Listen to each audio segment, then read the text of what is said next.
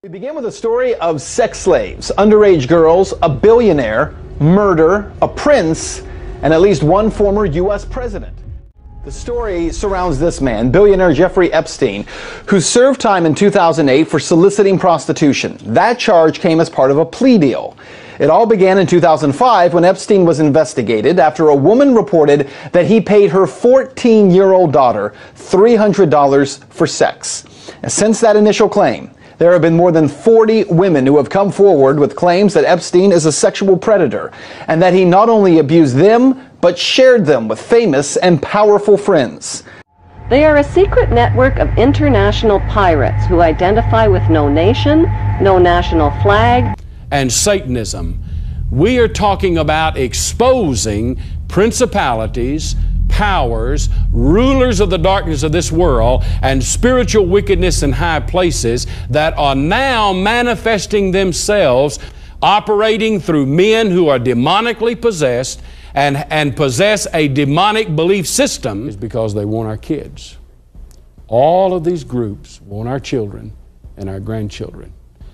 The younger the body, the purer the blood, the more righteous the sacrifice as far as they're concerned. They want our children.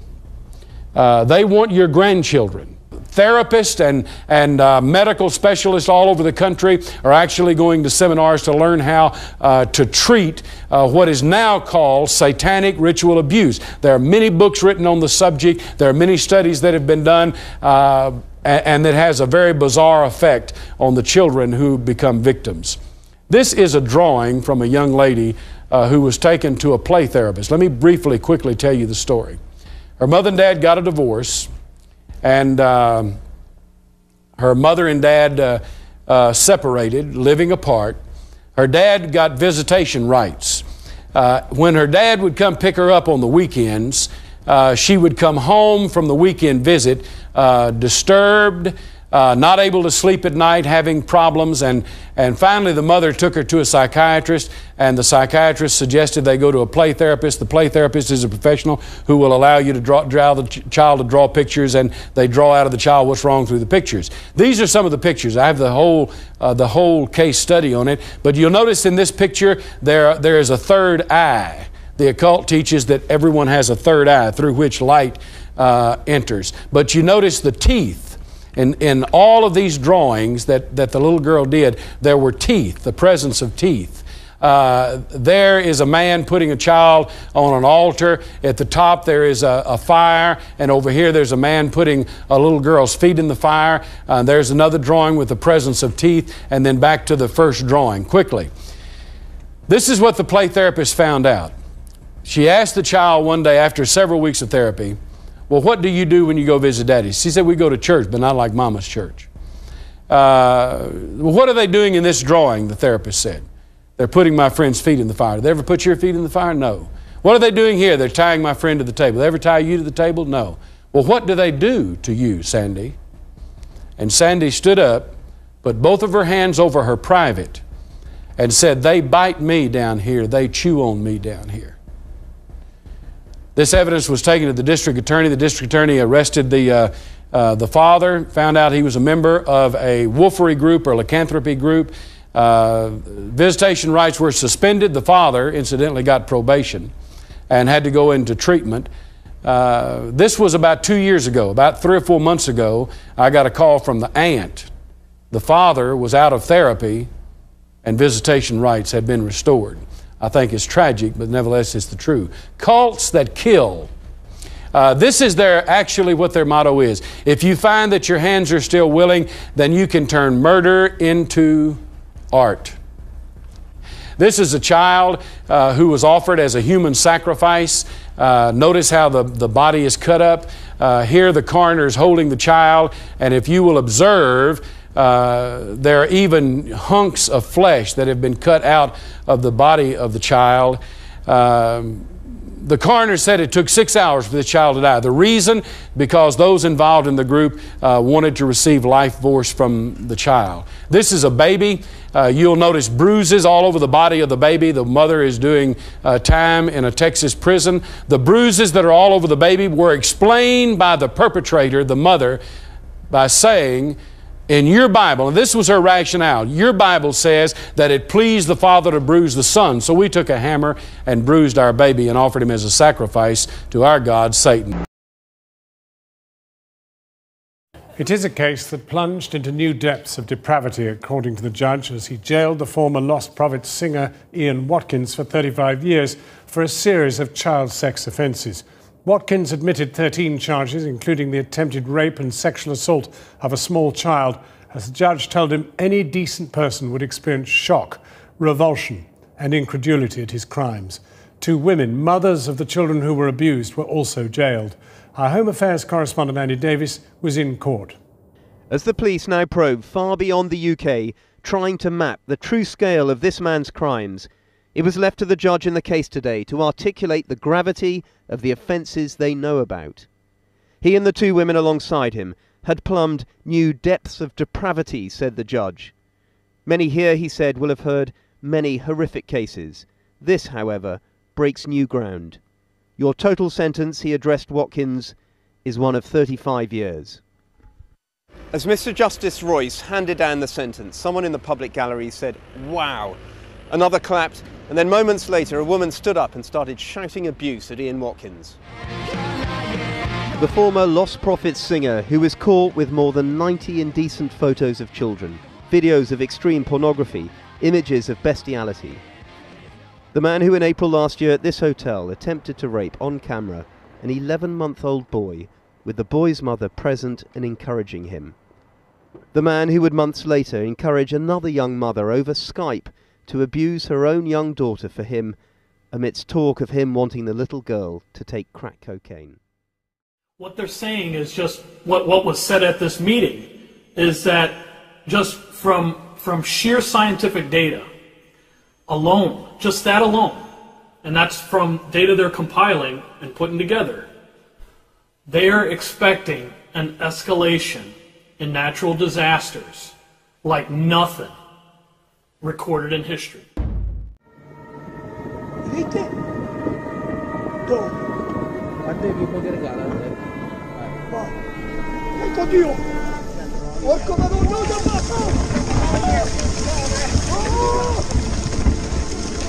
Questa ammazza la gente, ragazzi. Oh, questa ammazza la gente. Questa ammazza la gente. Questa ammazza la gente. Porca troia. C'è una montagna. Guarda il vettore. Oh no. Porca puttana. Ammazza la gente questo. Porca puttana vettore. Unhooked during a massive earthquake in Mexico. Now, this comes just months after a pair of deadly quakes rocked that region. Emergency warning systems activated in Mexico City. A 7.2 magnitude earthquake striking in the state of Oaxaca.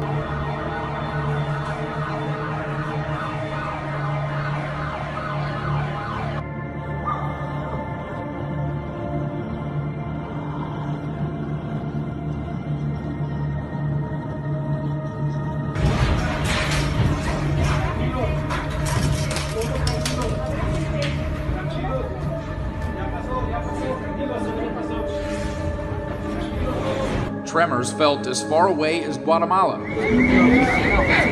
Aquí está. As buildings swayed, thousands of people ran into the streets.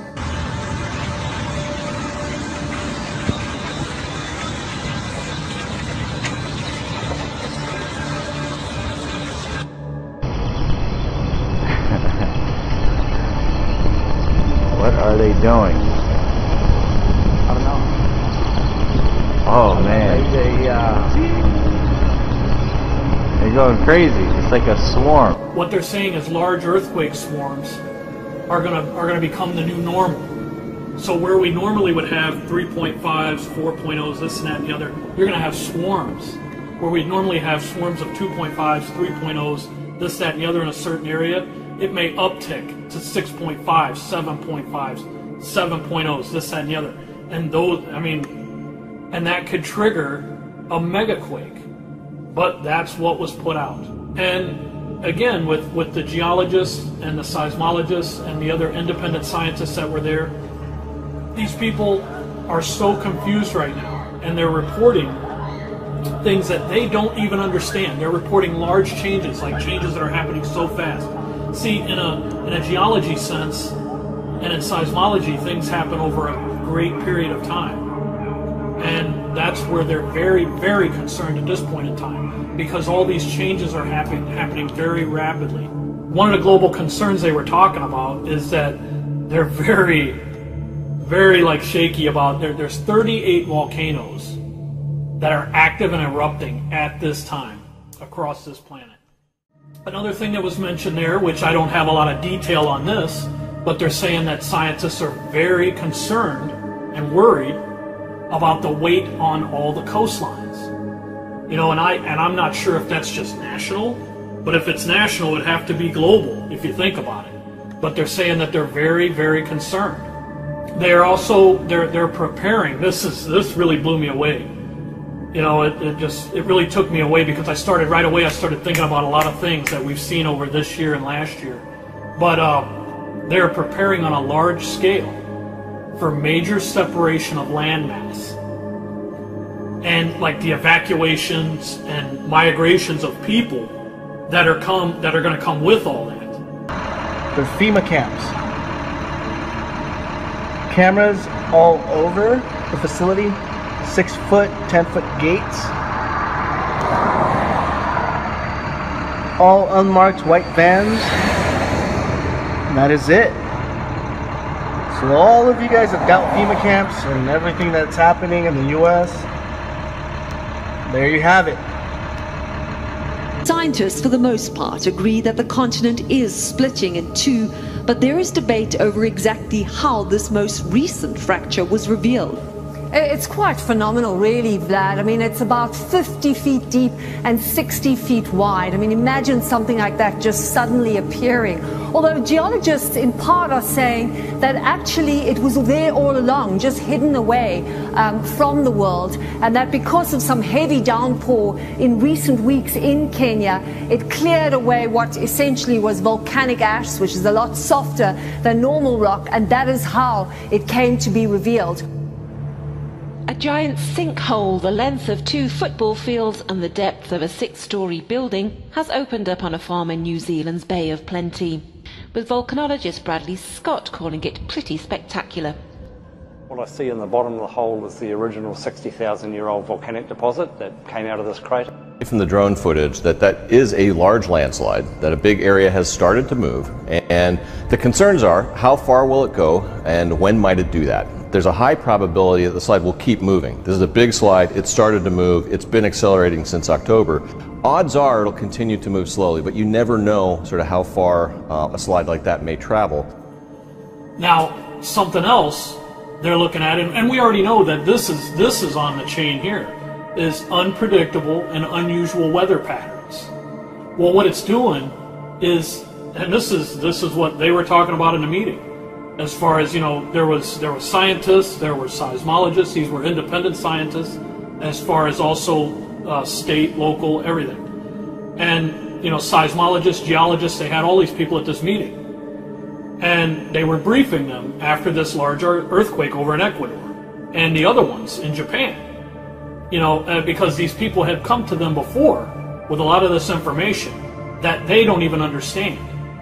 And they kind of brushed them off. Well, now they got all called into a high-level briefing on a Saturday morning. What they're talking about is these unpredictable and just the unusual weather patterns that we're seeing. First, though, we want to get to Southern California, on alert this morning after getting hit by the largest earthquake there in 2 decades, sparking more than 160 aftershocks.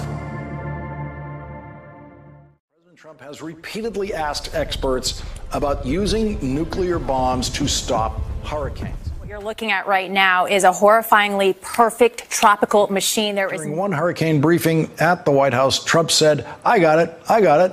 Why don't we nuke them? What you're looking at right now is a horrifyingly perfect tropical machine.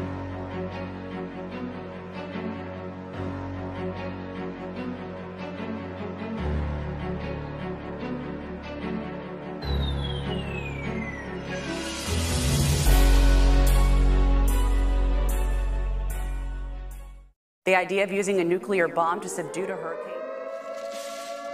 the rumblings of an oncoming storm. Residents of Florida empty supermarket shelves, forming long lines to buy bulk groceries and fill their gas tanks. In a state accustomed to hurricanes, it's a familiar routine of preparations. I've been through Andrew, I've been through Wilma, I've been through Irma, and I don't want to go through this one.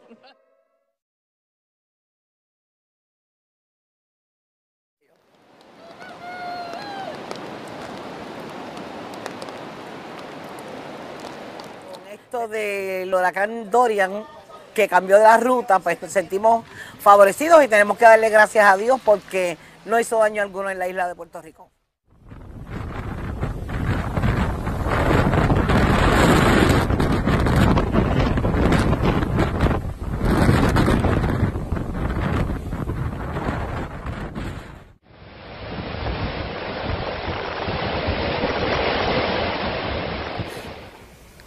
Of being here to preserve, to assist in preserving life and protecting property.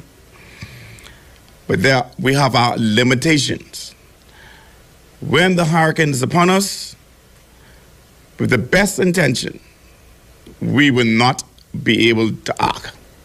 The roads will be filled with water, there may be obstructions, and we will not be able to get to you.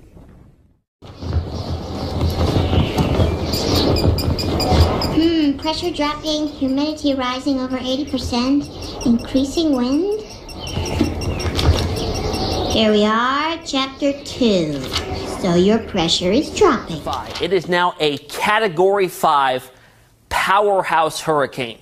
There it is in the center of your screen there on the satellite imagery. It resembles a buzzsaw.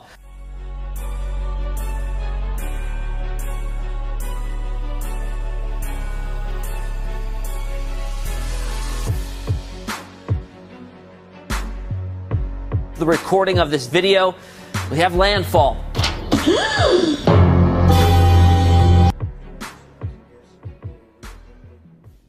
Americans are strong, determined and resilient, and we will support each other, and we will work very hard to minimize whatever the effect of what's coming at us. We don't even know what's coming at us. All we know is it's possibly the biggest. I'm not sure that I've ever even heard of a Category 5. I knew it existed, and I've seen some Category 4s. You don't even see them that much, but a Category 5 is something that I don't know that I've ever even heard the term, other than I know it's there. That's the ultimate. We better pick up some supplies. Stand behind the flaming garbage cans. We'll be letting you into the store, 70 people at a time.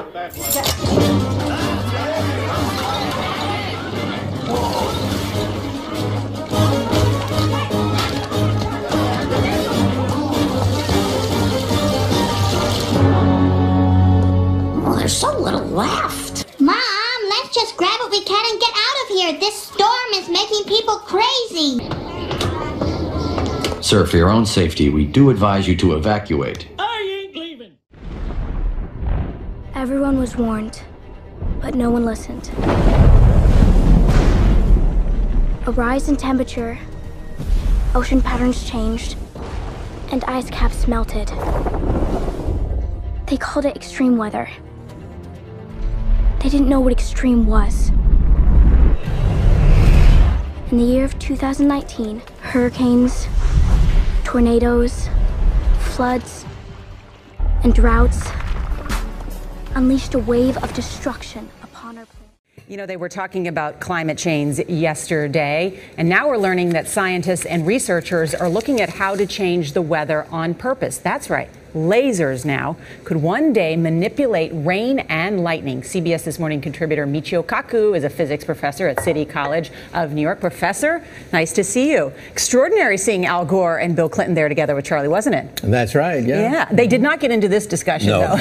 But it is fascinating. I mean, lasers, really, to change the weather? That's right. Well, as Mark Twain once famously said, everyone complains about the weather, but no one ever does anything about it. Well, instead of doing a rain dance, we physicists are firing trillion-watt lasers into the sky to actually precipitate rain clouds and actually bring down lightning bolts. Well, this fascinates me in part because, too, I remember reading the stories that China had used this during the Olympics, that the USSR had used this after Chernobyl to create rain clouds. I mean, did those really work then? We have some of these capabilities now? Inconclusive. Even in the 60s, the CIA used this to bring down monsoons during the Vietnam War, to wash out the Viet Cong. Governments have been playing with this thing. Alleged to. Alleged to, right. Yeah. Now, we realize that for decades now, these governments have been alleged to have experimented with weather control, but nothing conclusive. This time we're bringing in the laws of physics rather than simply waving our hands and uttering mumbo jumbo. We're actually using trillion-watt lasers now. And in the laboratory, sure enough, they precipitate rain out of water vapor. Sure enough, you can actually bring down electricity down the beam. So what does it mean for drought areas that need to have rain for crops? And if they don't have them, there's the consequences of famine. I ain't worried about Donald Trump. I ain't worried about seeing no monuments. These people got weather control. Where the hell you think Hurricane Harvey from? The wind ain't got no name. Where the hell you think Hurricane Harvey from? These people control the rain. These people be digging bunkers up.